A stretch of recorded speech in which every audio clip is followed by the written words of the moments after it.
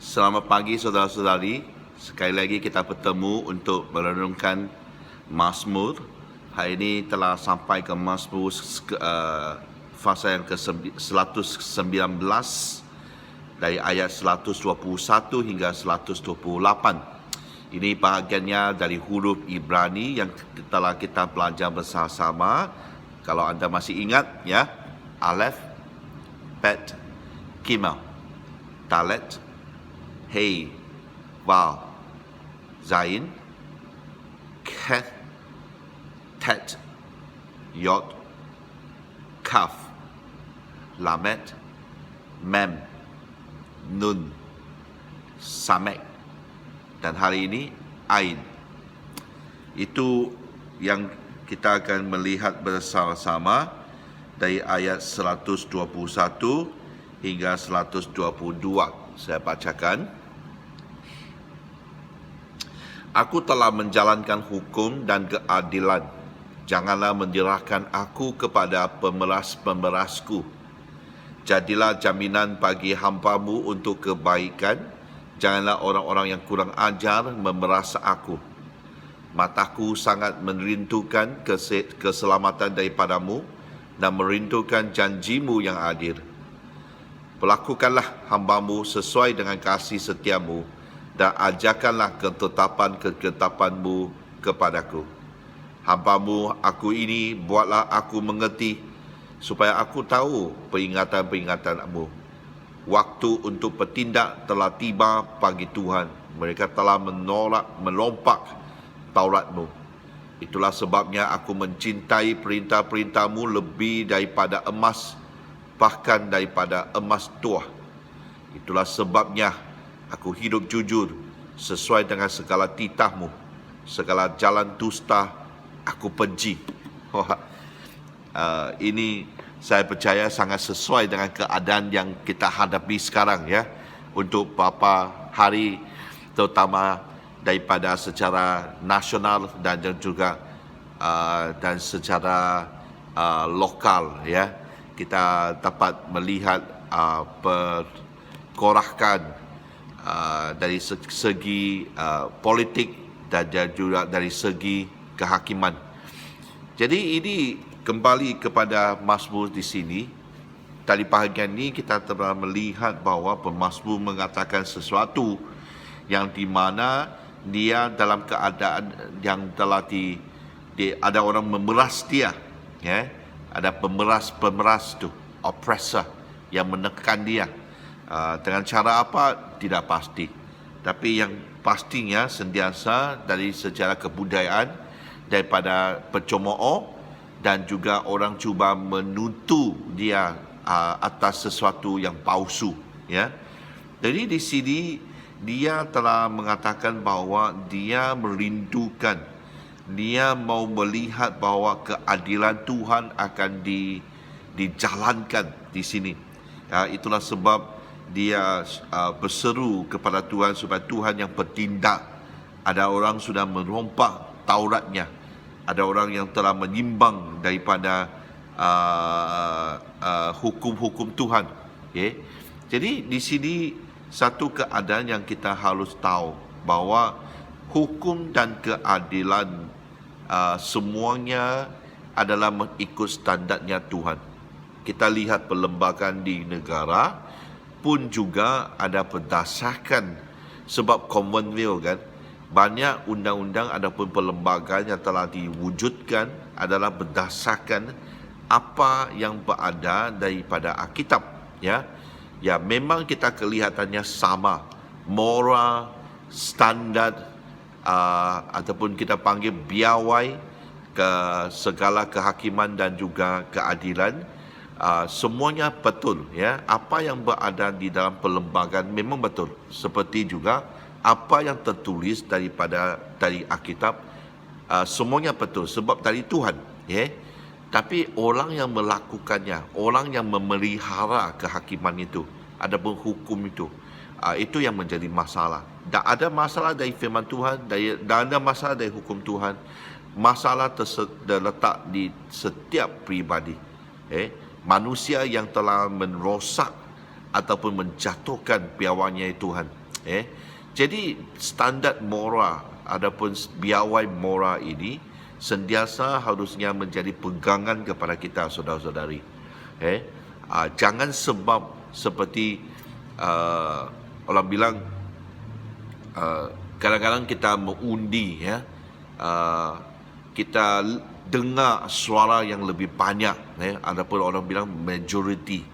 Jadi suara itu kadang-kadang telah menentukan atas satu keadilan, tapi sebenarnya tidak. Di sebalik hukum itu, kalau mengikut hukum, tidak. Banyak kali kita boleh lihat apa yang terjadi dalam dunia kita hari ini. Orang yang boleh terlepas daripada hukum-hukum yang ada. Kalau mengikut hukumnya Tuhan, kita harus tanya.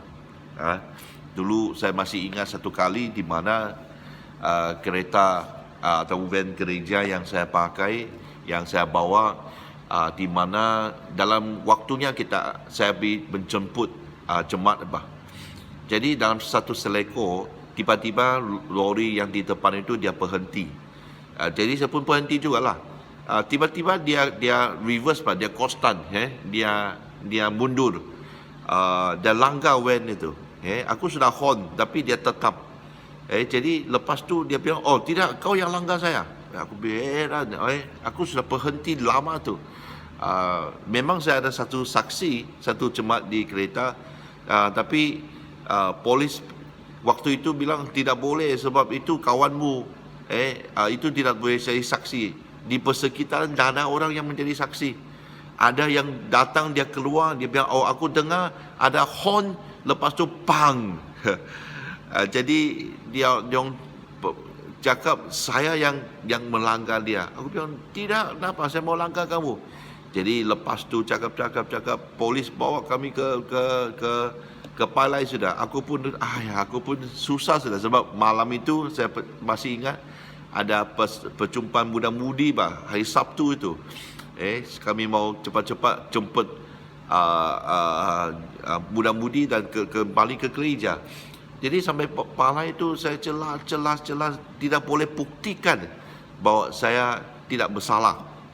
Dan dia pun masih tidak, kau yang langgar saya. Aku sudah masuk ke seleko dia, kau yang langgar saya. Pasti kau sangat cepat dan sebagainya. Tapi secara apa yang saya lihat, saya bersyukur sebab dia secara hukum dia tidak disabit salah sebab tak ada bukti yang kukuh. Akhirnya pengawal ini saya masih ingat, dia dudukkan kami dua, saya dan juga yang pemandu lori itu. Dia mengatakan semuanya. Dia bilang, ya sebab sekarang bukti tidak, apa yang saya lihat daripada apa yang kamu cakap, dari saksi kamu dan bukti kamu, memang saya tidak dapat menyabit salah. Aku tidak dapat katakan siapa yang salah. Tapi dia katakan ini, dia katakan, saya berharap kamu lain kali memandu dengan berhati-hati. Itu memang jelas. Sentiasa saya rasa pengawal itu harus cakap begitulah. Tapi akhir itu dia merujuk kepada pembantu lori itu. Dia katakan ini, heran ya. Confirm tu kami bukan dari agama yang sama. Tapi dia mengatakan kepada pembantu lori ini pun bukan agama yang sama dengan saya. Dia katakan, saya harap lain kali waktu kamu keluar memandu, kamu akan ingat siapakah Tuhan. Dan harap apa yang kamu katakan hari ini, Tuhan yang tahu. Oh, aku dengar tu, dari hatiku, aku sudah fikir, macam sudah menang tu. Walaupun akhirnya terpaksalah keluar wang untuk membaiki van itu. Tapi dalam hatiku saya rasa lega. Seperti bahagian inilah. Saya masih mencintai perintah-perintah Tuhan. Saya masih kekal dalam hukumnya Tuhan. Walaupun apa yang terjadi dalam persekitaranku, orang telah merompak taulat Tuhan, ada jalan dusta. Tapi sebabnya pemazmur katakan sebabnya kasihnya, dia mencintai perintah-perintah Tuhan. Itu yang telah mengukuhkan dia tetap berada dalam hidupnya yang jujur sesuai dengan segala titah Tuhan. Walaupun nampak tidak adil, tapi kita tahu piawai ataupun standardnya Tuhan, pastinya Tuhan akan bertindak. Amin. Ya. Jadi hari ini saya percaya adalah hari yang kita telah menunggu-nunggu sekian lama, di mana kita dapat kembali ke dalam gereja untuk beribadah. Ya.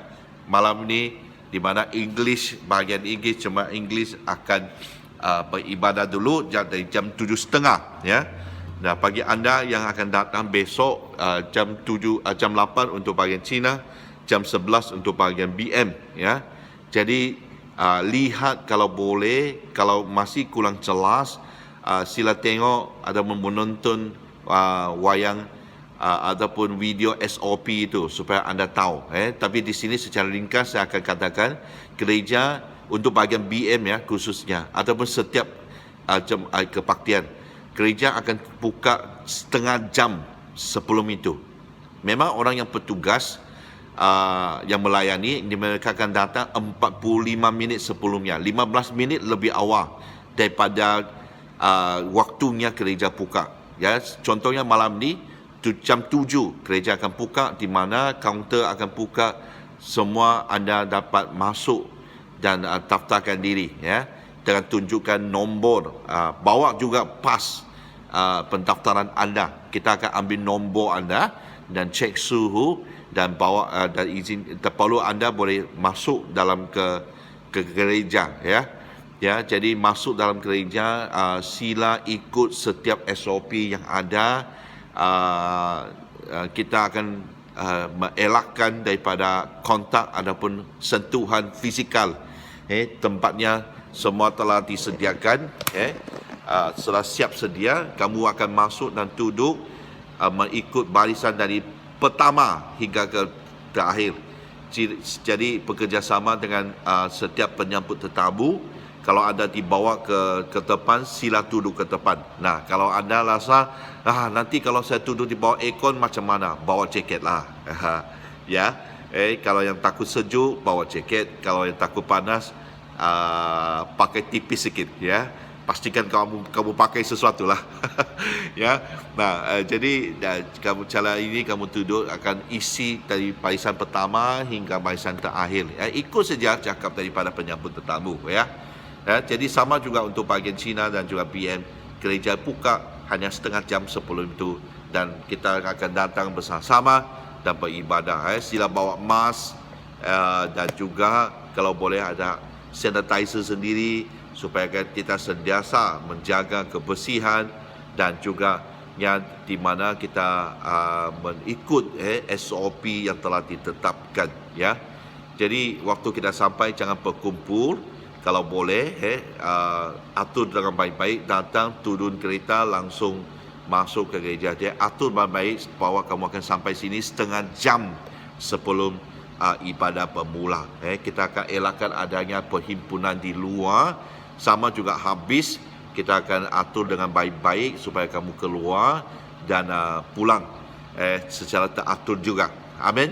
Berdoa dengan kuat-kuat supaya Tuhan akan melindungi, di mana setiap orang yang datang ibadah, kita akan dalam keadaan yang selamat. Amin. Bagi anda mungkin kamu rasa adalah ada kontak ataupun pernah berhubung dengan orang-orang yang mungkin dalam area ataupun kawasan terjangkit, sila pastikan anda, kalau anda ragu, jangan datang, ya. Kamu harus kuarantin di rumah 14 hari itu, ya, supaya anda tidak di mana kamu boleh datang dengan nyaman, dengan damai. Amin, ya.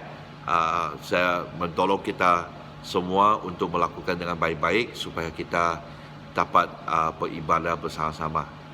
Bagi anda yang berada di rumah, sila dapatkan link sambungan-sambungan di mana dalam talian tu, antara di dalam website lawan web gereja The Church of Good Samaritan ataupun Facebook Church, di mana kamu akan lihat secara langsung waktunya ibadah permulaan di sini, ya. Jadi pastikan kita dapat semua itu dan beribadah bersama-sama. Amin. Bagi anda yang mau melakukan jamuan kudus, kamu tetap boleh melakukannya dan sediakan set ataupun jamuan kudus tu di rumah, dan anda dapat ambil jamuan kudus waktunya kalau sendiri merayakannya, mengkuduskannya, dan anda dapat juga melakukannya bersama-sama di depan TV, Jadi saya menolong kita semua, mari kita bersama-sama dan berbakti dan beribadah kepada Tuhan. Amin. Tuhan memberkati, ada hari yang baru. Amin.